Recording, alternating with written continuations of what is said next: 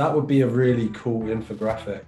As a matter of fact, I'll tell you what, I'll have to look into that because I did get what's called the infographic Bible. Welcome to the Bible in 1 Year podcast, brought to you by two Brits and a Bible. If you like the idea of a casual yet meaningful chat about the Bible with a couple of mates, listen in. Something in here could be good for you to hear today. Today is day 150, covering Esther 1, 2, 3, 4, and 5. If you need a brief overview of those chapters, they're in the description. Well, we forgot to mention, but I guess I'm going to be going first, but I'm not because you're going to do an overview. Oh, yeah, of course. First of all, I wanted to shout out to Mambo number 5. It's not often we get 1, 2, 3, 4, 5, so can't help but hear Mambo number 5 thrown in there. Not the most edifying song in the world, but a classic nonetheless. Arguably one of the least edifying songs in the world. I don't know. No, that's fair. There was a football player whose last name was Mumbo, like playing in the lower leagues in England, and they didn't give him the number 5 shirt. It's like, you have missed a marketing gold opportunity there. Like, oh, seriously. Anyway, that's awesome. So yeah, Book of Esther, which is cool. It sort of feels like, again, this is like one of those next steps in the Old Testament to get to Esther and Job and sort of moving forward. So Esther is an unknown, like an officially an unknown author, though a lot of people assume it was either Ezra, Nehemiah with Mordecai's sort of input, or Mordecai as the author. In the sort of 480 to 470-ish BC region. Obviously, as you'd mentioned on a previous episode, it was when King Xerxes, the same Xerxes that was mentioned in Nehemiah and Ezra, was ruling.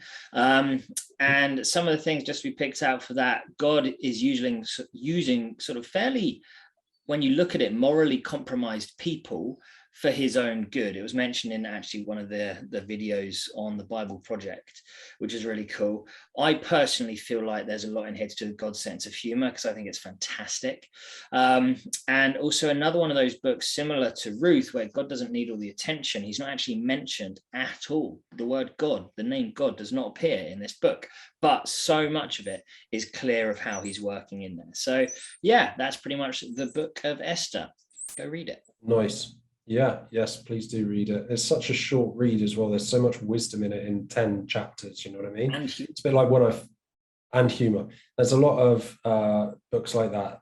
I should get you to write a little list actually, Adam, because when I first became Christian, I was like, what book should I do first? And one of the first ones you said, do you remember? James.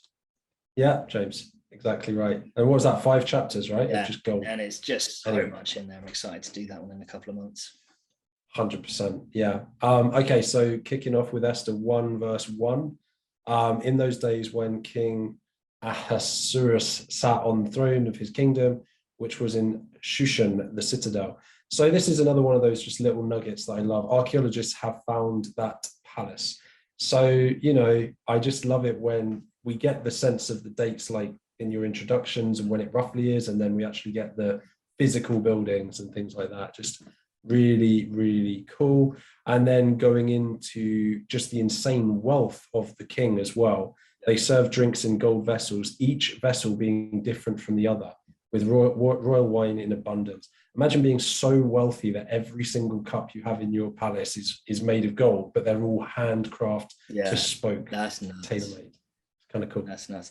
The reason I grabbed the Apologetics Bible there, my NIV didn't actually mention Ahasuerus or whatever, and I was like, you read it from the wrong book. I was like, I better check it out because I'm sure you haven't. But yeah, interesting. It must just be, and you know, a lot of the kings had different names, so you know, maybe that was another name for Xerxes or another name for another one of the kings. Yeah, absolutely. Sure. I noticed as well the way it was mentioning this massive. Where they called it the good one, Adam, banquet. There's that difficult word. The banquet that he had and stuff, and the wealth. And I was like, where does this sit in relation to the wealth of like Solomon and people like that, where it's worthless? Like, where does is this dude more wealthy than that, less wealthy? Like, I'm, not sure. That would be a really cool infographic. As a matter of fact, I'll tell you what, I'll have to look into that because I did get what's called the infographic Bible. Oh, dude, that's amazing. We bought it for Melody's folks. There's also an Oh, you infographic did? kids Bible, which is really, yes, exactly that. It's so good. Nice. There's an infographic kids Bible, which is brilliant as well, just slightly more in my pay grade. I haven't got it, but it looks really good.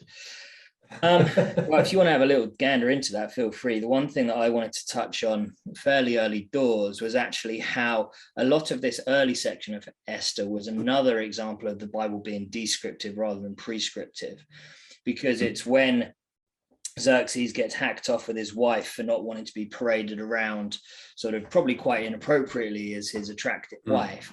And like, he's like, well, fine. Now women aren't, like, men must be the leader of the household. Women aren't allowed. And she's not going to be allowed in my sight ever again.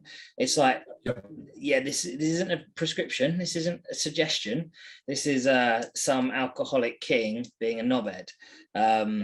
Pretty much, isn't it? Yeah, exactly right. Yeah, I had something from Enduring Word on that. It just said, a man cannot demand or coerce respect from his wife. It has to be freely given, otherwise it isn't worth anything. Yeah. So I just thought that was a great little summary of it. Yeah. Yeah, absolutely. And yes, you're right. Descriptive, not prescriptive. Jumping into Esther 2, when her father and mother died, Mordecai took her in as his own daughter. So you obviously get the generosity of that, which is really cool, but also a hint of perhaps it being him that wrote it, obviously. But it's also interesting just to think about the Jews at that time generally, right? So these are obviously some of the Jews, Mordecai, Esther, etc., that didn't go back with Ezra to return to Israel at the time and stuff. And you get this cool like little split, like some of them all went off back and then some stayed here. And I don't know, I just love that. Yeah, I think. Yeah, it's really cool. I kind of looked back into the lists in Ezra and Nehemiah and stuff to see whether it mentioned about Mordecai being from the tribe of Benjamin, another great example of why the Benjamins were spared back when they did the horrific rape and stealing women and stuff. And yeah, Mordecai, son of Jair, son of Shimei, son of Kish. I was like, oh, I wonder if they're listed, and they weren't. So, but yeah, like you say, they didn't all come back at that stage and what have you. So no, that was really cool. A massive chunk again in Esther that I picked out is just God's timing and not trying to force God's hand into various situations. The first example of which sort of comes in Esther 2 verse 10, where Esther hasn't revealed her nationality and family background because Mordecai had forbidden her to do so. So she's respecting his authority and she's like listening to that and not trying to push things through ahead of their time. Absolutely. That's actually one I picked out as well, because yes, God's timing 100%. It's also just an interesting moment to think about our own like status as self-professing Christians. So obviously this is not ideal at all. If you are a Christian, you should be publicly professing that. In this is an example where for several reasons you had to trust on God's timing and actually hide that, right? But as the default, like Matthew 10:32 and 33 says, whoever confesses me before men, him I will also confess before my Father who's in heaven, right? Yeah. So be careful with that. Like, just because Esther hid this for a very specific reason for a while doesn't mean that should be the default. Yeah, very true. As you say, it was a God's timing thing. Very. Then the only other thing that I thought was kind of interesting, so there were like 400 women that were going to be paraded to the king, but they had 12 months of preparation. So the length of that, but also I thought this was quite interesting. One of the reasons why they gave a 12-month period like that is to check none of them were preggers, none of them were pregnant. So making sure that the king didn't end up getting slipped in another little prince or princess. Yeah, fair. I just looked into that as like 6 months of oil and myrrh, 6 months of perfume and cosmetics that had come out of it like this slippery, smelly pot of potpourri. It would have been hideous. Yeah, agreed. Awful. I prefer the natural look, to be honest. Agreed.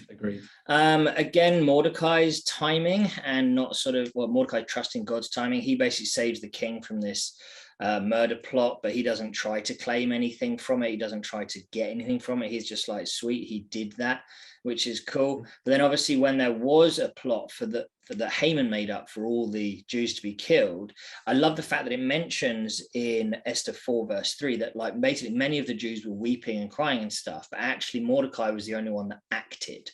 Like we should be moved to that. Like that's the whole righteous anger should lead us to action. It's not to say others didn't, but it's just Mordecai we're writing about, really, isn't it?